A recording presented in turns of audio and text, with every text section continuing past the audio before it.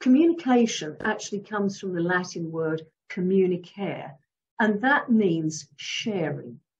So when you communicate, you are sharing. When you speak in public or when you have a conversation, it's an opportunity to share wonderful you. And in any of your communication, it is an opportunity to share wonderful you. But it's also an opportunity to share with the other person what they need and what they want. So listening is really important. Being observant is really important. And just being there and expressing yourself to the other person so that they can express themselves to you. So you're really giving that person space. You're giving them the chance to be able to be quiet, to laugh, to cry, and to share.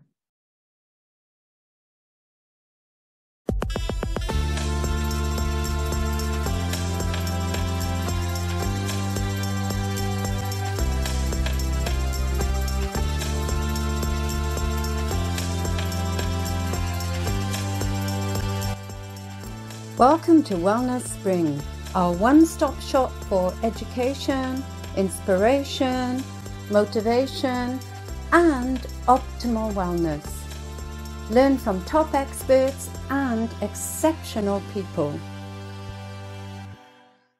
Today, I'm actually very blessed to be with my lovely friend, Alicia Sedgwick, who is also an exceptional soul.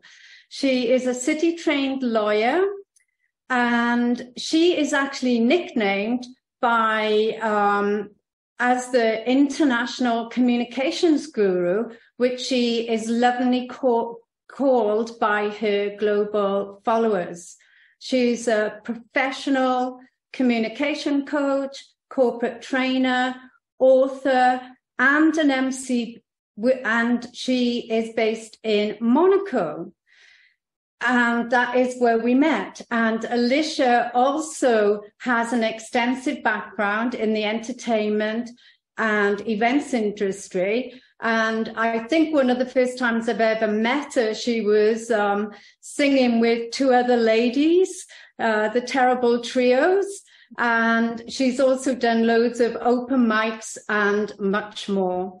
And we also have a love of writing, and her first book, The Communicating Through Change, became an overnight international bestseller.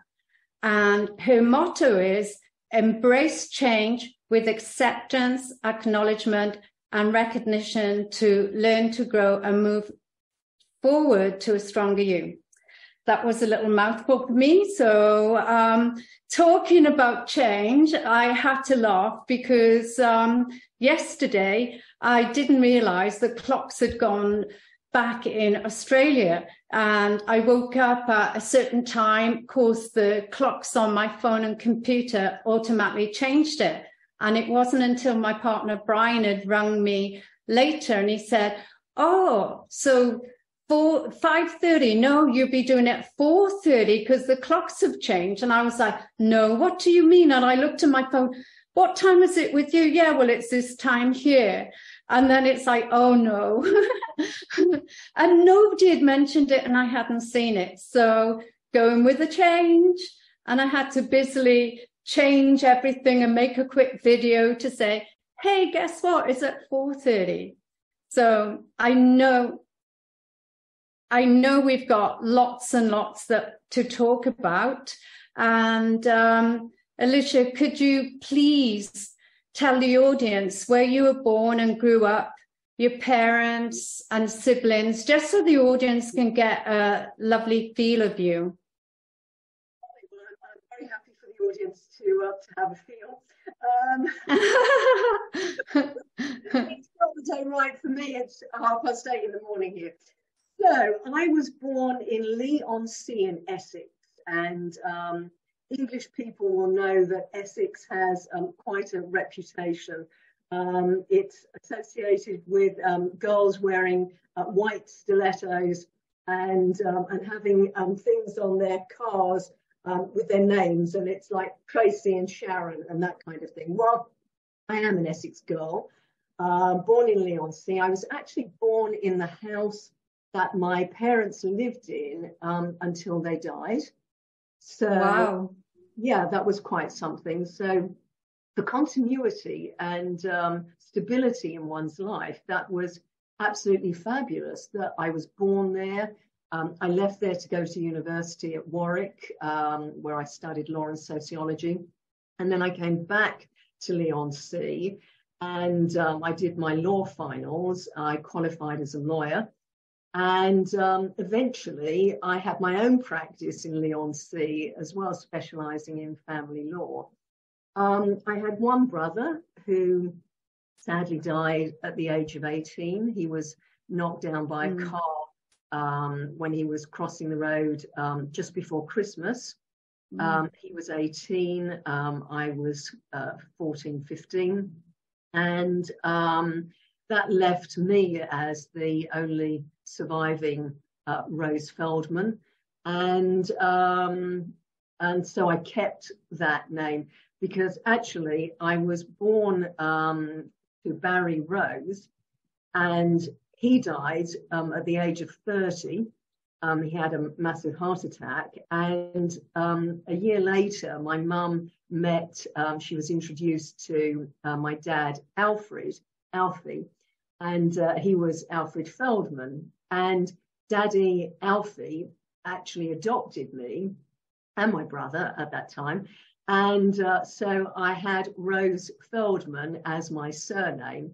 And I kept that because I am the last surviving Rose Feldman. And of course, when I got married, I added Sedgwick, but that's all another story. So yeah, that's where I came from. And I still have Mummy and Daddy's house there in Leigh-on-Sea.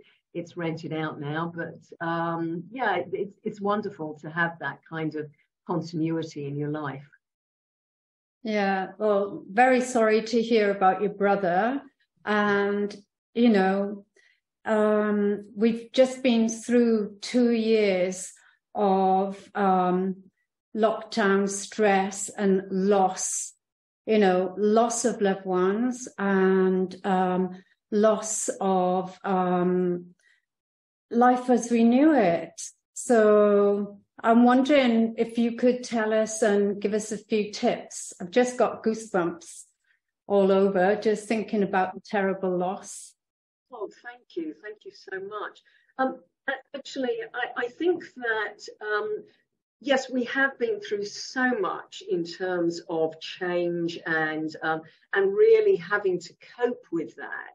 And I think that one of the first things that I would say is to recognize and acknowledge that we have been through a lot of change. There has been loss. And I think that once you accept that and you really recognize that it has been a period of great instability, but it's also an opportunity. And I do think that through any change and any loss, there is also opportunity. You know, there's the Chinese saying, out of adversity comes opportunity. And I believe that because we can actually rebuild. We can actually change the way that we approach life. And we do that in such a way where we recognize what's most important to us. So if you accept that there has been change, acknowledge it, and then move forward by rebuilding. Look at what is most important to you. What are your values? Who is most important to you? How do you want to spend your time? And then you rebuild your life based on those values and what is most important to you. Stephen Covey wrote The 7 Habits of Highly Effective People. And one of the things that he mentioned in that is that you actually prioritize on what is most important to you. So when you say no, you're actually saying yes to what is most important to you.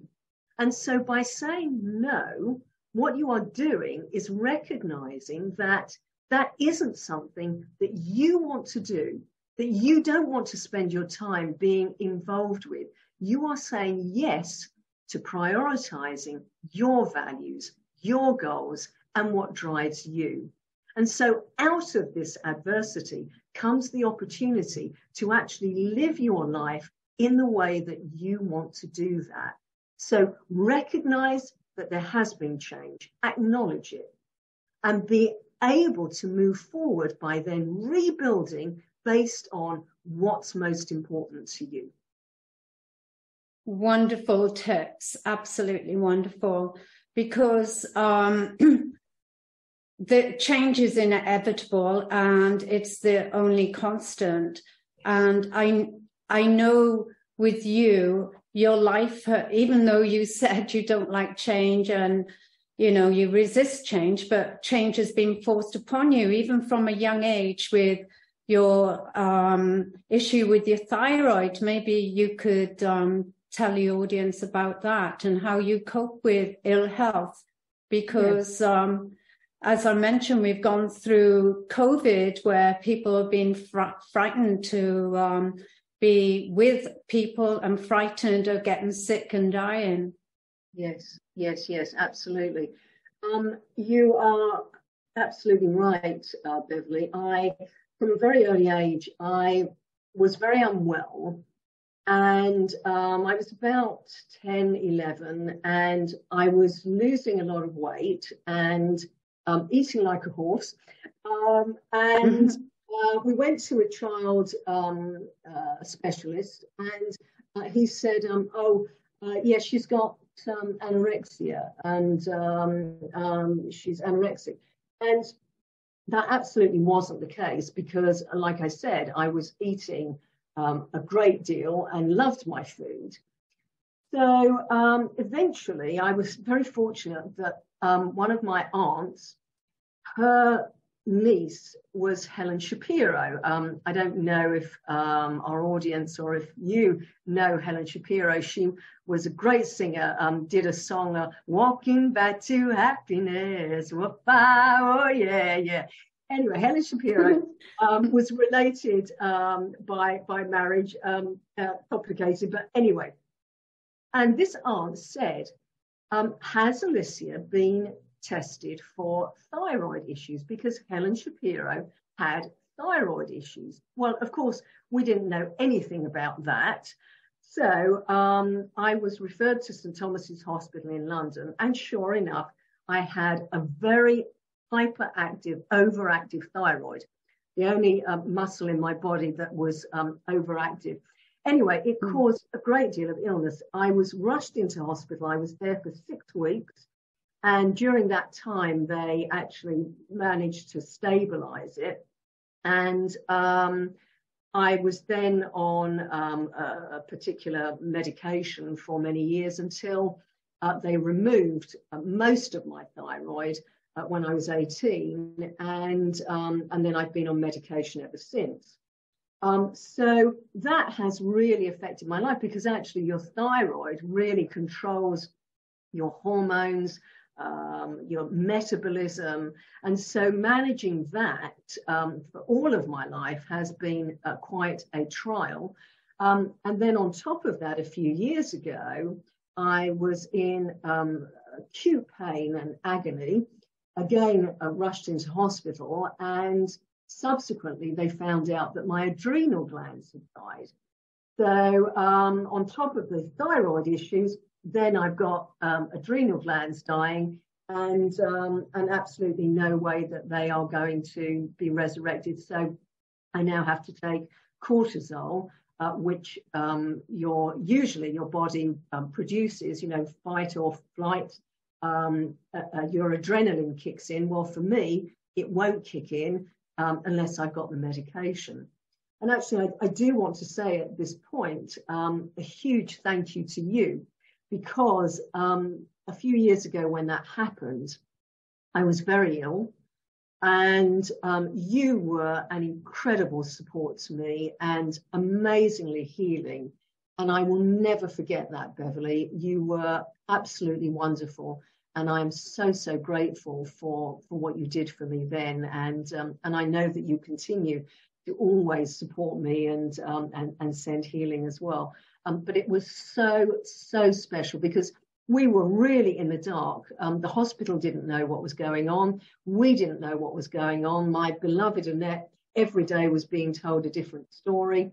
And you were just an incredible, incredible light and support during that period. So thank you so, so much. Thank you. I think the whole of Monaco was worried about your health, and everybody was praying for you because, you were critically ill. And like you said, none of the doctors could find out the cause. And I know our lovely Zumba family were all praying for you. And, incredible. Yeah.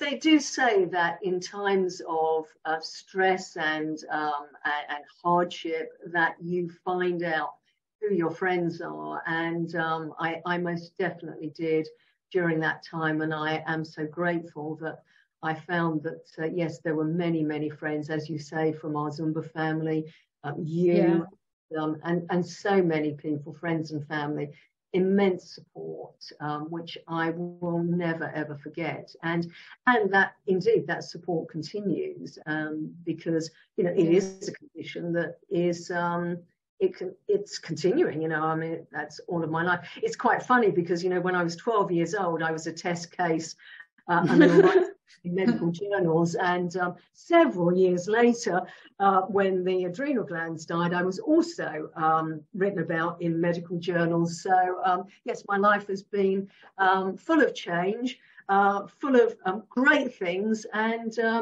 yes, full of loss too, and but always coming through it with a great joy of life and a great appreciation of life, which is how we have to be. Exactly, because it's all about mindset.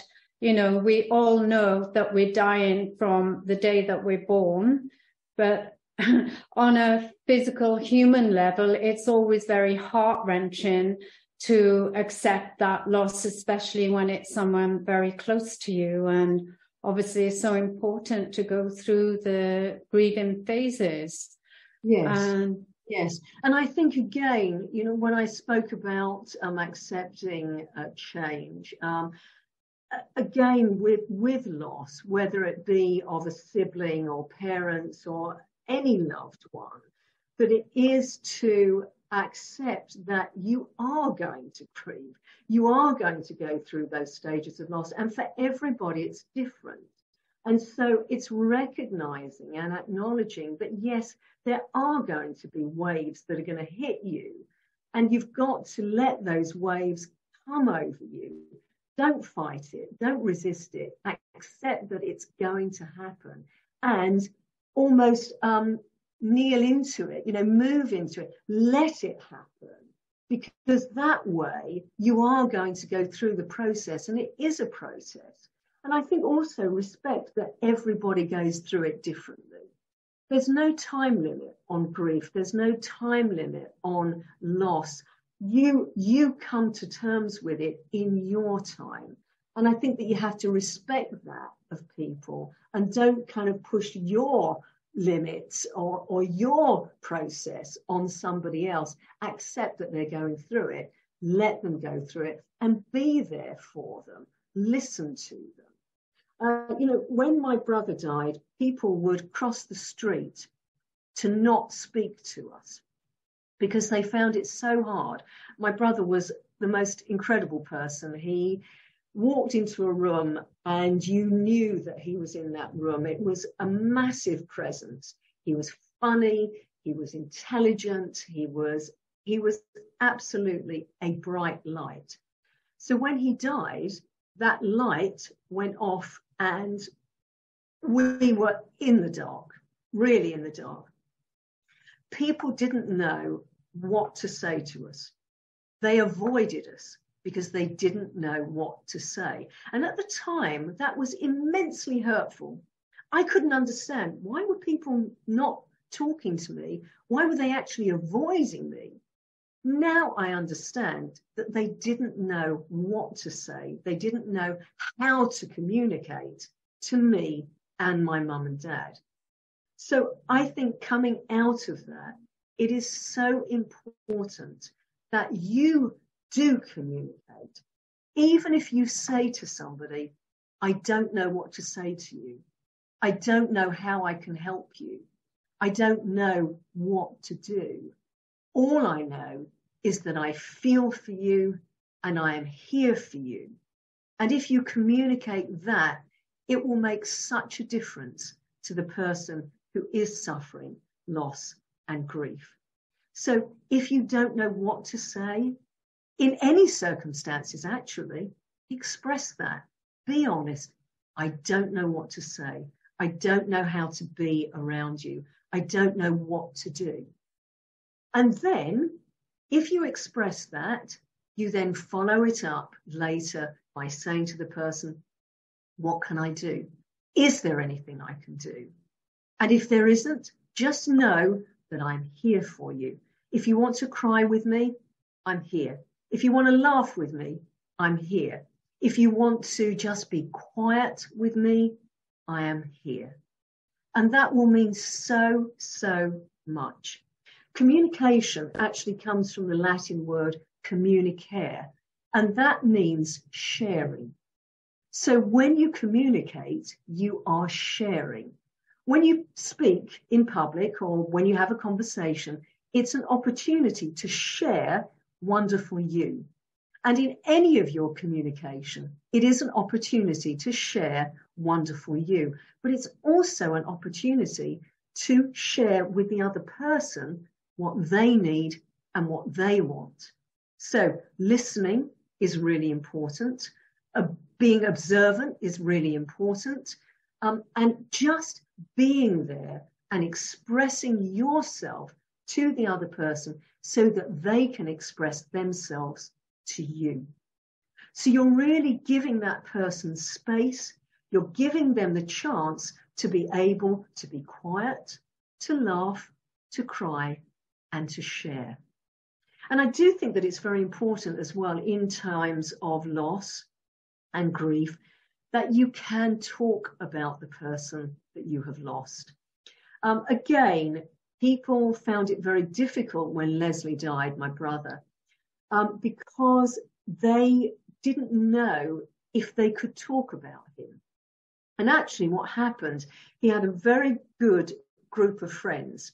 He was at sixth form college at the time, and he had a lovely group of friends. And actually what happened, they were mostly boys. There were some girls, but mostly boys. And every Thursday night, they would come round and see Mum and Dad and I.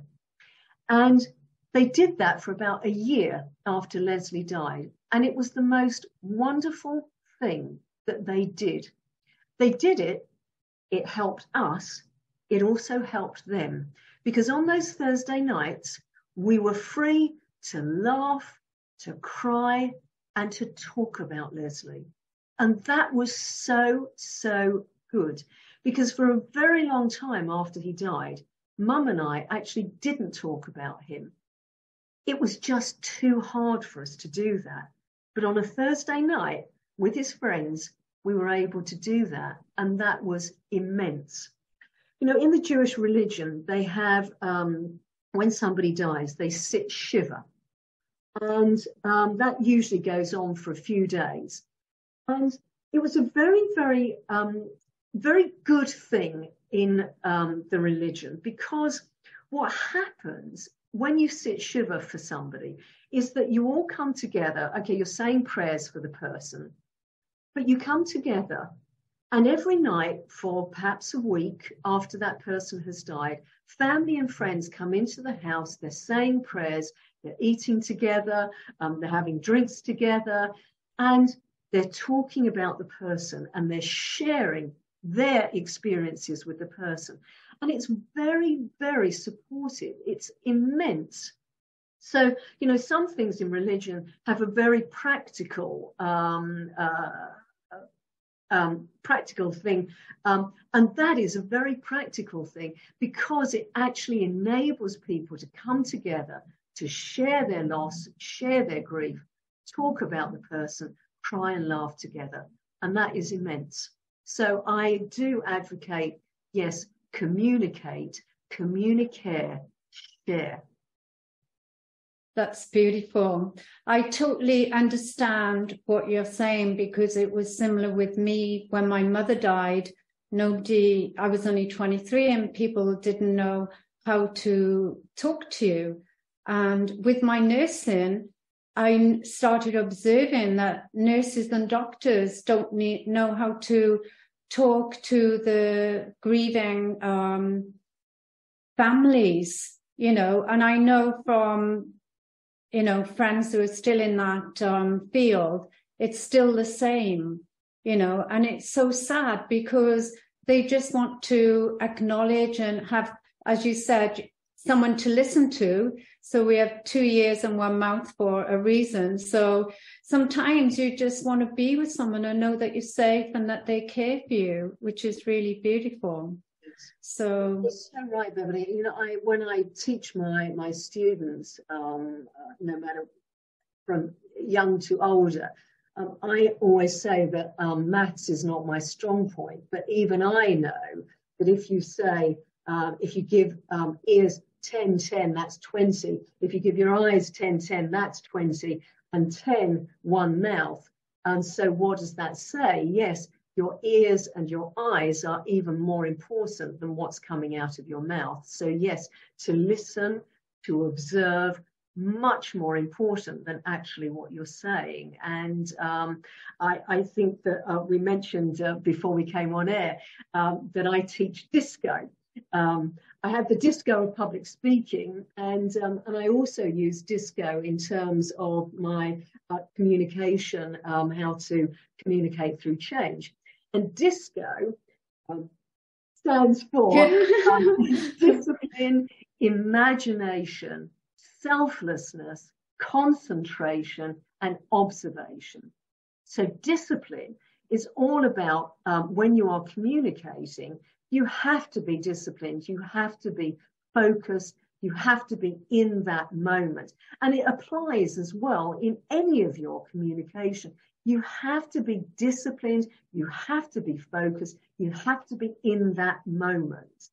Imagination, when you think outside the box, when you are creative, it is so good. It stimulates the mind, it keeps you young, and it also will help you when you are communicating because you're being creative in the way that you speak, in the content that you speak. So discipline, imagination, selflessness, because it's never about you. Every time you communicate, it's not about you. It's about the other person. What do they need? What do you want them to feel? What do you want them to think or do as a result of your communication? So your communication is selfless. It's not about you, which incidentally, if you are shy and you don't like communicating, you don't like speaking, here's the thing. It's not about you. It's about the other person. And I know that you're a very caring person, and I know that most people are very caring. And so they're going to think about the other person. What do they need? What do you want them to do? How do you want them to feel? What do you want them to think as a result of your communication?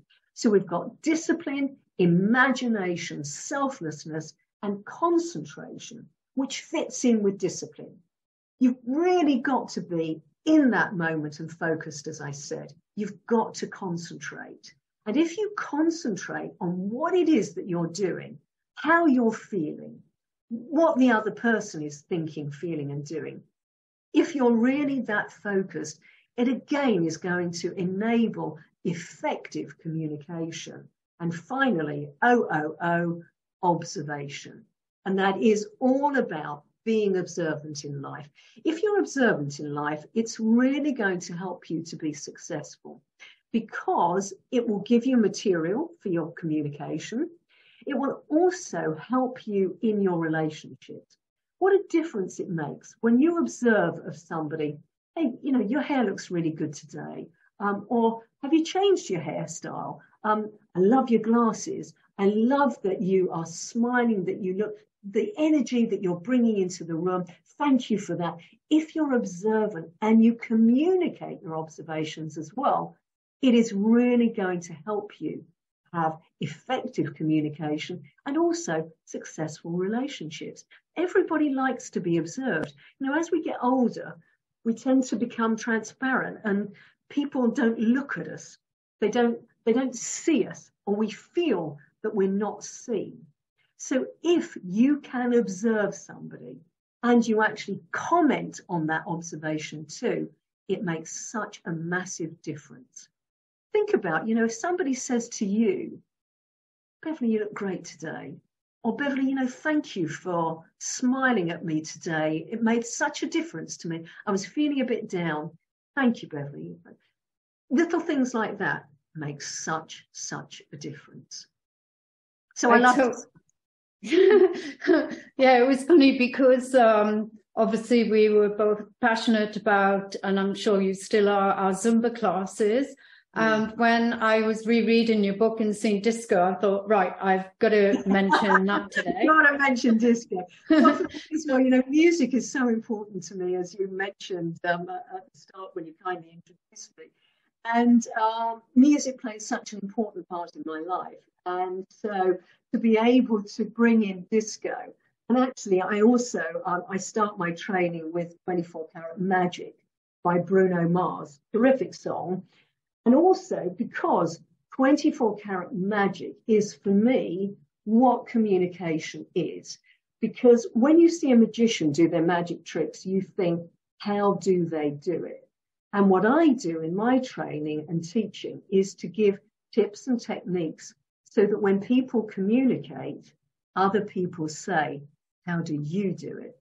So it's 24 Karat Magic, and that is all through my training. And of course, then I do bring in disco too, and we do a little bit of disco and sticks, you know, but because things like that really stick. If you love music as well, it really, you know, it makes an impact, and that's really what effective communication is all about, you know, making an impact. Absolutely. And I used to say similar things when I was teaching networking. And the funniest one is when you talked about shy people. Yes. I used to put a little video up about Seinfeld when he'd say, you know, most people would rather be dead than speaking on the stage.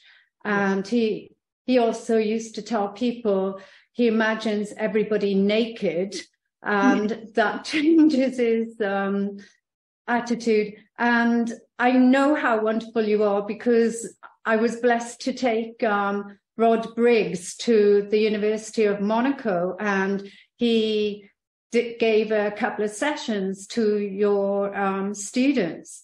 And I watched them, I witnessed them like puppy dogs around you and hanging off your every word. So I know that Team Alicia has made an impact on so many lives, and, you know, helping people to communicate through change, because communication is everything. And when you're saying everybody likes to be observed, it's all down to, in my opinion, everybody wants to be validated. They want to be heard. So, you know, we want that little pat on the back, you know, you've done well.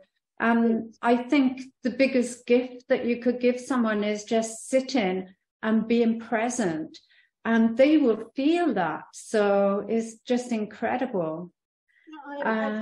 I'm very, very grateful. I do have Team Alicia, and Team Alicia is a place and a space where you are free to be yourself without inhibition, without anxiety, without fear, and without stress. Because when you are in Team Alicia, you leave all of your worries and your cares, outside the door. Because the thing with Team Alicia is that you're not going to be judged. You will be cared for. You will be supported and nurtured. And for me, that is so important to have that team. And it has resonated for many, many years now, and it continues to. That is a lifetime membership. And yes, my students and whoever I do train and teach, or who comes into my world, being a member of Team Alicia, it is very important because there is that support, there is that care, and there is the freedom to be yourself without inhibition. Because yes, when you get up to speak, you are sharing you. And for some people, that is very, very difficult because yes, they are very shy. And they come into that room with a lot of anxiety and a lot of stress and a lot of fear and lack of confidence. So being in an environment where, yes, you're going to be cared for, you can be yourself because you're not going to be judged. What happens in Team Alicia stays in Team Alicia. So you have that freedom. And so to be able to help people to raise their self-esteem and build their confidence is the most incredible gift for me. And I am so grateful that people have been a part of Team Alicia and they continue to be, and that they can blossom and really develop. And yes, the effect is immense. We need to be in an environment where we are cared for, that people do feel that they can be heard, that they can speak, and they're not going to be judged for that. And actually, they're going to be listened to, and they will be helped to be confident and to be authentic and themselves. Because it's very important that we are ourselves, that we are authentic, that we are true to ourselves. And that's very important as you communicate through change as well. You've got to be true to yourself. So know, as I said at the start, what's important to you and live your life in accordance with those values and those goals. Stephen Covey, who I mentioned earlier on as well in his book, talks about an exercise where you think of you at your funeral. And what are people saying about you at your funeral? And so you take loved ones, you take maybe somebody from your church, or maybe a teacher, maybe a co-worker, and you think, what is that person going to say about you at your funeral? Because it will give you a very good idea of how you lived your life and how you live your life. So if somebody's saying about you, oh yeah, they were a mercenary bitch, they were really they were really cold, gosh, they were so uncaring and really unforgiving. If people are going to be saying that about you at your funeral, is that what you want them to be saying about you at your funeral? If it is, fine, hats off, respect, but is it really what you want people to be saying? So if you think about that, and then you live your life in accordance with what came out of that funeral, it gives you the opportunity to live your life fully and really in accordance with your values, your goals, and the way that you really want to be, you authentically. That's wonderful. And that actually is an amazing exercise to do, like you said. And it's all about being honest with the exercise, you know, so you can cope with it. And you touched on a few things there. And I think, you know, it's wonderful that you're teaching people to be authentic and come from their heart, because as a light worker, I know we're moving, there's a big paradigm shift happening right now. And we're moving into a phase of heart-based living and coming from our heart. And you mentioned imagination. And when we're imagining things, our subconscious doesn't know the difference between real or imagined. And it's all about stepping out of our old habits, our old way of living, our disempowering beliefs, and stepping into our power, you know. And we can access this through our imagination and through laughter and just being in that present moment. You know, it's good to reflect on the past, but you don't want to dwell on it. But yeah, I think that it's to learn from it, isn't it? Yeah. It is all about what I have learned from the experiences of change that have happened in my life, to give then tips and techniques for people to then communicate through the same or similar changes. It is definitely to learn from all of the experiences that happen to us. And Beverly, I love that you just said, step into your power, because I use, again, the 4 Ps when I teach. There's the 4 Ps of public speaking. There's also, I use them in terms of communicating through change, but they are pitch, pace, pause, and power. And that power, I then say, I actually say, I got the power. And we all have because we're actually in control and in command of all of our communication.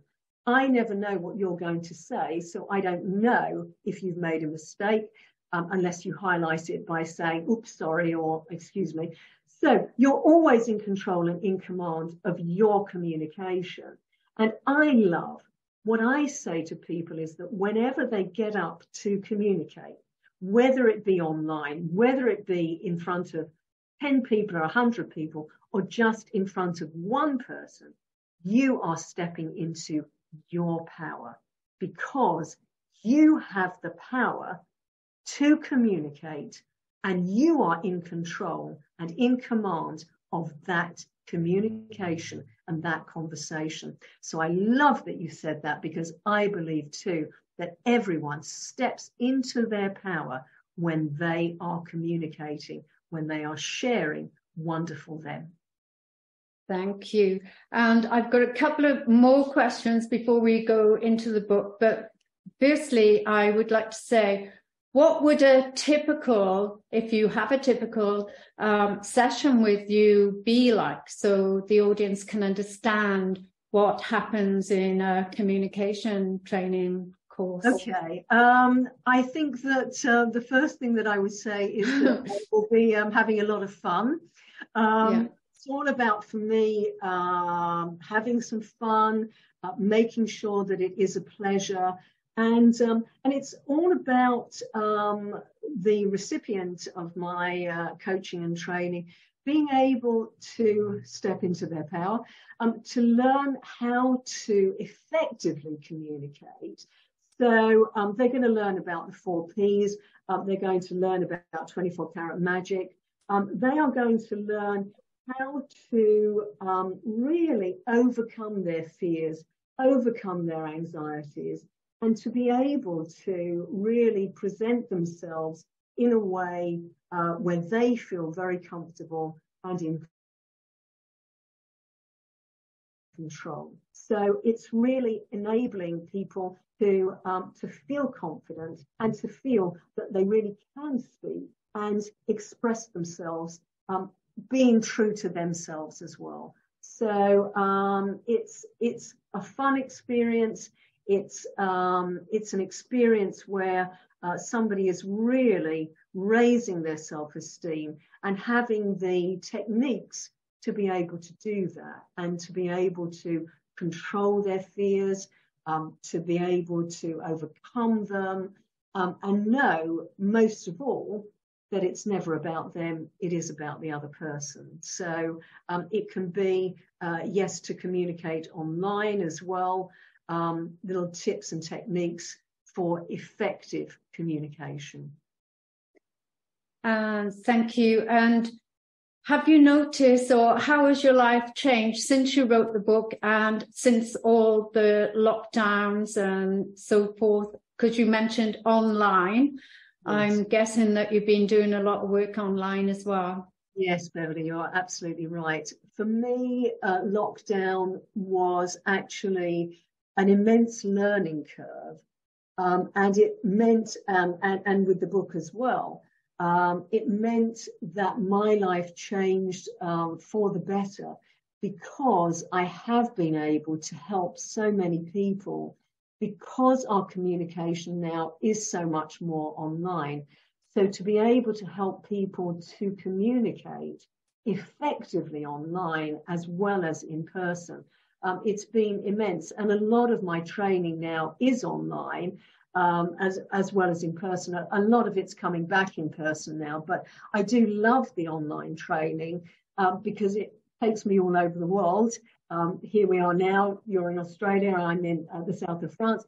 How fantastic. You know, I've been to Vietnam, I've been to America, I've been to Australia as well, with the lovely Rob Elliott, and I do want to mention him here. I loved your interview with him. Rob Elliott, of course, the author of The Sales Chain, terrific man. I was able to contribute to his book too. And, you know, I would never have met him were it not for my book, were it not for the fact that we can communicate online. So for me, it's certainly changed my life for the better. It's opened up the world, and it's given me the opportunity to really share my skills with people globally, and to help people internationally and globally. And that's fabulous, because that's what I want to do. I'm a Virgo. We are here to serve, and for me to be able to help people is my life's purpose, and to help them to really step into their power. So yeah, it changed my life for the better. I've been able to be extremely busy, but in view of my illness, being able to do that in a way that I can manage, and that it's not excessive. You know, it can be again under my control, and in a beautiful way. So yeah, fantastic. That's wonderful. And with seeing your clients online, with respect to body language, obviously there's a different vibe when you're live and you can read the person so easily. Have you found the same thing is happening now online? Oh yes, very much. And one of the most important things to know when you are online is that you need to look at the camera. Because everybody, in terms of their body language, they're looking at the screen, they may be looking down, they're not actually looking at the camera, and that camera should be at eye level or slightly above. Because the moment that I'm looking at you, I'm looking down, it's very different to now I've come back to the camera. So just a little thing like that. And so if somebody isn't doing that, it straight away affects the body language, and it affects the connection. So what I'm doing is to help people to really make that connection, and to make it with warmth, even though you're a million miles away, actually, but to make that person feel that you are together. So look at that camera, and look at the camera as if you're talking to someone that you're very fond of.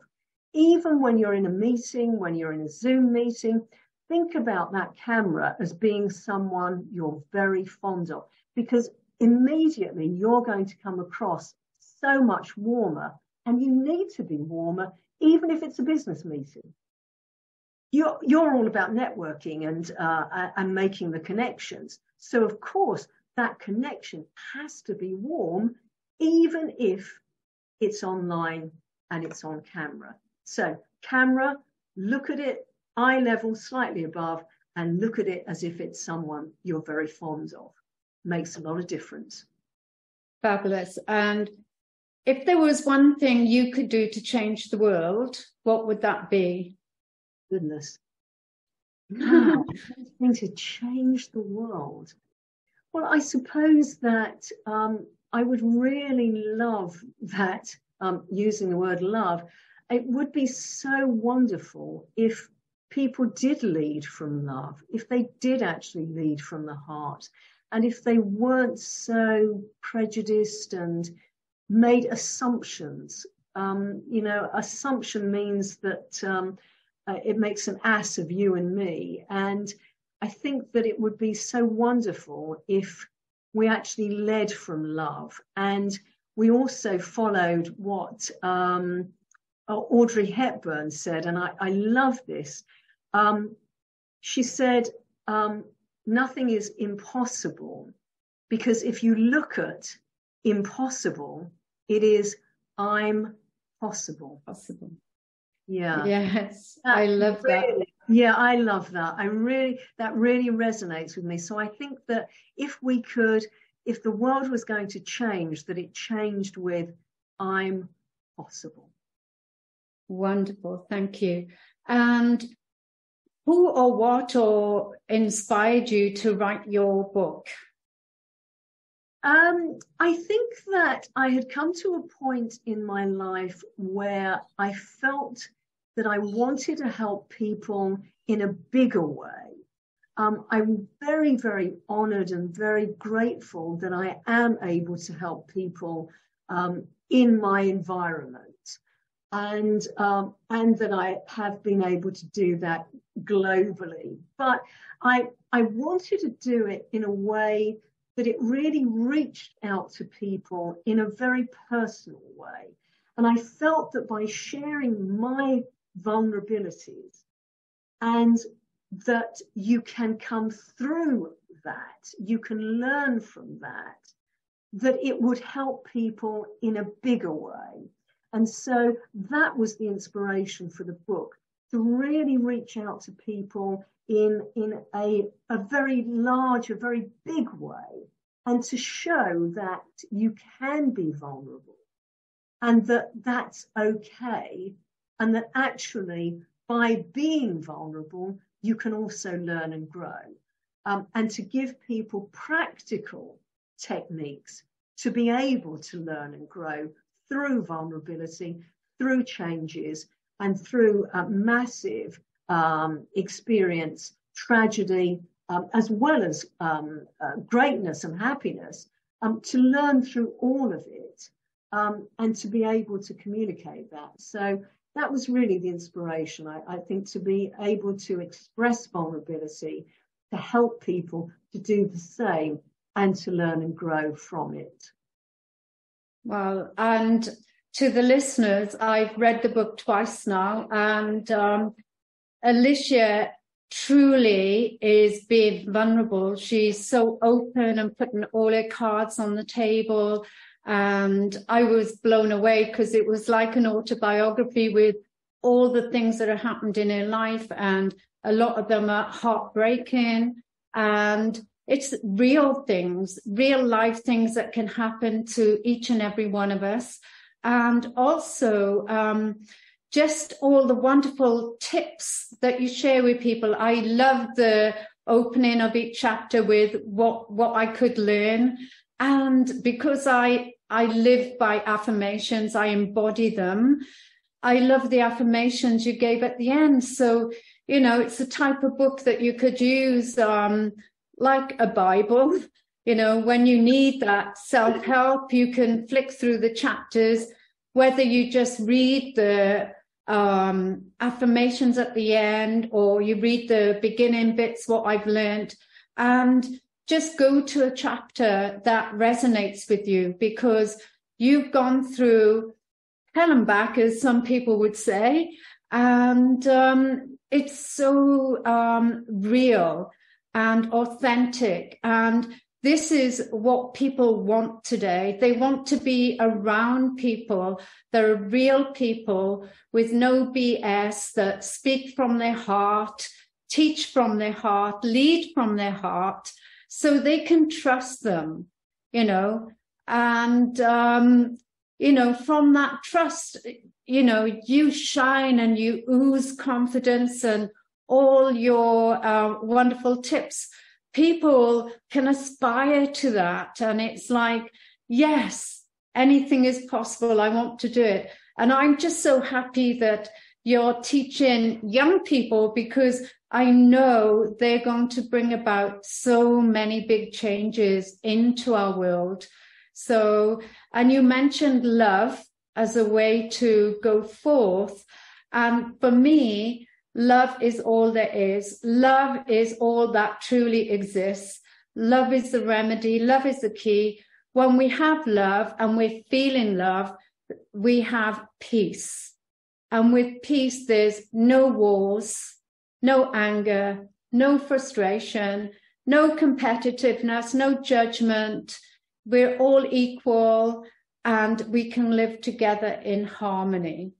And I just want to thank you for giving up your precious time.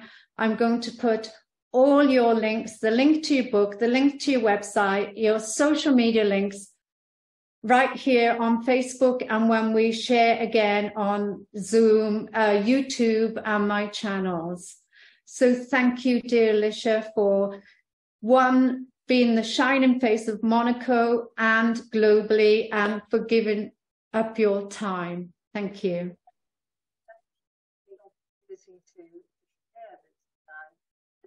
With you and whoever is watching us. Thank you very, very much. And I wish you only the best. And I repeat that I am very, very grateful for you. Thank you. Thank you.